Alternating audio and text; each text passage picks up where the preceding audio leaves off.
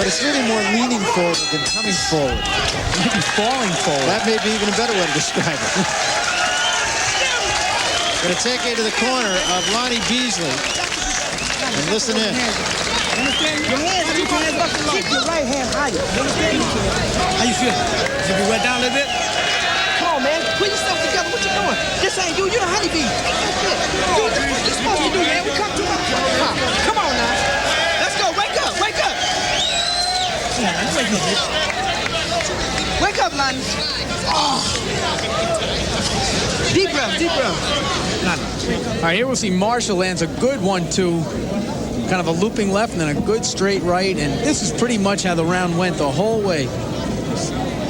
Short right hand on the inside again for Marshall. And again, you see that Beasley was just completely losing his discipline, losing his form, no defense. And that's because he was exhausted. Yeah, and you look in the corner and you don't see any signs that this is going to get any better for Lonnie Beasley. Well, we'll see. Sometimes that 60 seconds will do wonders.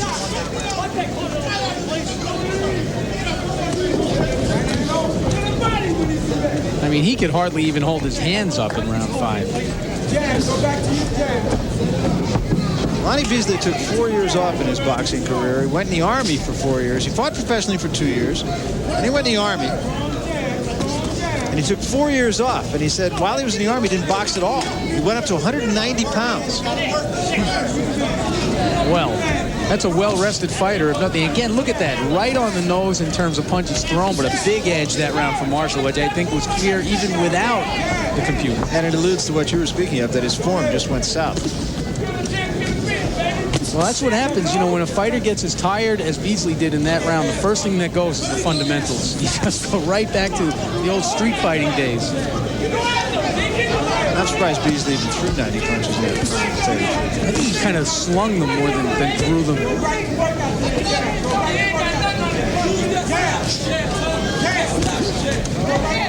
But he is holding it a little bit together a little bit better in this round, I would say.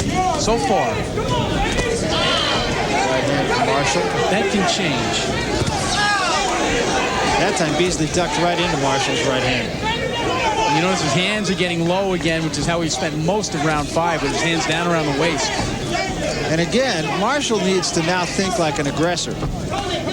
Right, this is his spot right here. And you know, this is one of the things that I spoke with Bob Miller about earlier today. He said, this guy can punch a little bit, he just doesn't have the killer instinct. I've seen him have guys on the way out and just couldn't finish them. And I think that he would say the same thing about round 5.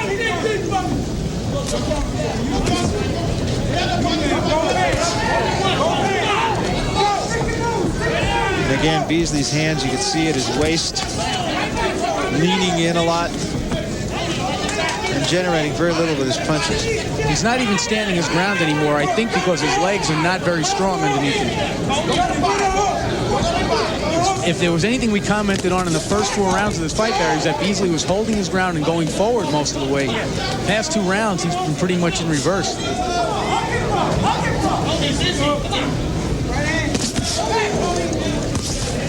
And also throwing 1 punch at a time.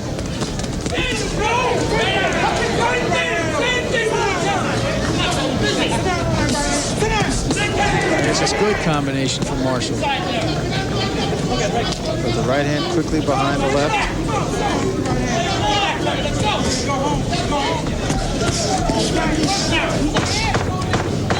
As we come to the end of the 6th round, and the tenor of this fight clearly changing into the corner of Tony Marshall.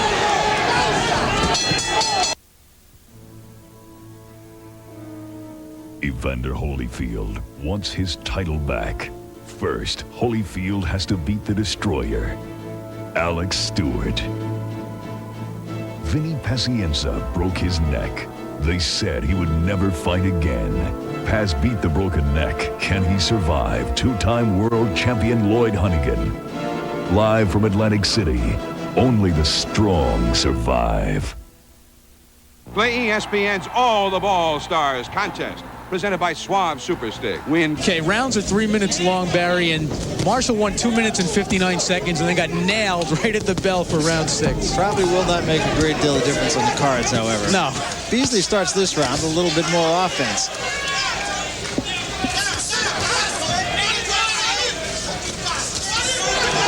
But Marshall's really getting off quicker now. But Beasley now trying again to put the pressure on that he was putting on earlier, Barry, except that now he's a different fighter and he's pretty much wide open.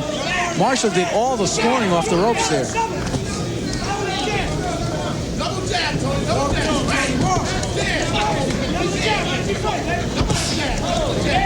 There again was that a perfect example of that looping right hand that you mentioned before from Lonnie Beasley. Numbers through 6 rounds. You can see Marshall now getting a pretty decided edge. Remember how close it was? 130-129 at one time. Well, that edge clearly was made up in the past 2 rounds. In fact, in round 6, Marshall out-connected Beasley 2-1.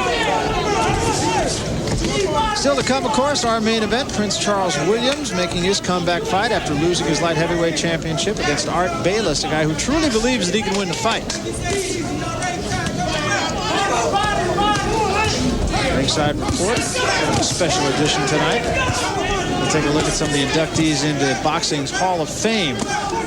Yes, a ceremony that I attended and had a very, very good time at last week. You're not in it yet?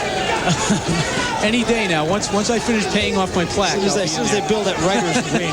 Right. As soon as I donate $10,000. No, that's not how it's done. Also going to be talking to Larry Holmes, who is in attendance. Larry, I think it would be safe to say, is a future Hall of Famer. Maybe he'll be the first one to go in the Hall of Fame and then fight afterwards. I was just going to say.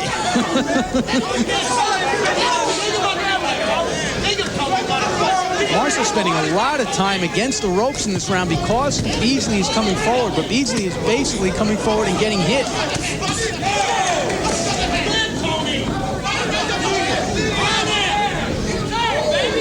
Marshall has really turned this fight in his favor. The question is, how much of a lead did Beasley get in the early part of the fight? Well, remember, a lot of those early rounds were close, and we were having trouble really deciding which way, to score them. A couple of the rounds, Marshall may have had the numerical edge in punches, but we thought Beasley was winning on basis of punching power, so who knows? I mean, Marshall might be ahead by a wide margin.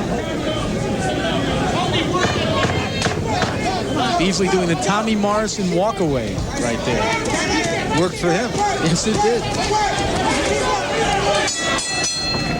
And another very good round for Marshall. Certainly a round that he did enough to win. All right, Tony, listen. Listen, you got to have this next. You got to have this next 3 rounds. What you got to do is you got to be aggressive. Aggressive. Close the distance and back this kid cannot punch backing up. You ready? Tony, this kid is tired of shit, baby. He's tired of shit, Tony. Tony, do you hear me? Cable television, but it's the right thing. You got to go aggressive. You got to go right at this kid. All right, here we see Marshall now scoring off the ropes and then gets away from Beasley. I'll tell you what, his corner's got this thing scored slightly differently than we do. They think he needs the last 3 rounds. There's another good right in there by Marshall. I think that he's turned the fight, and I know you do, think he's decisively turned the fight in his favor over the past 3 rounds. I do, but I think what his corner is thinking about are the 4 draws that he's had. And that lack of killer instinct. Right. Still got to finish the show. Gotta win this, Tony. This round. Let's go.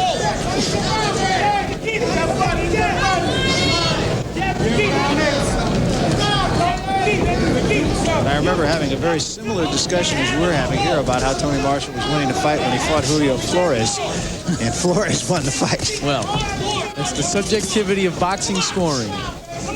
Another mystery.